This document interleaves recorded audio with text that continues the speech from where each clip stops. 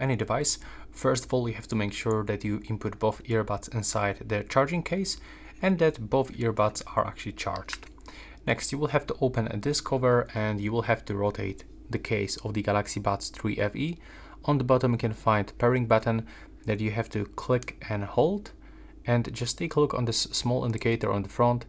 It will start blinking in the 3 different colors. If it is not working, like in my case, you have to make sure that you are actually not raising one of your earbud like I did. And now just don't hold them at all. Make sure that they are properly inside the case. Click and hold it one more time, and now just wait until this indicator on the front starts blinking in these 3 different colors. And now on any of your devices, all you have to do is just to open the settings, go to the Bluetooth, and make sure that you have turned it on, and from available devices list select Galaxy Buds 3 FE.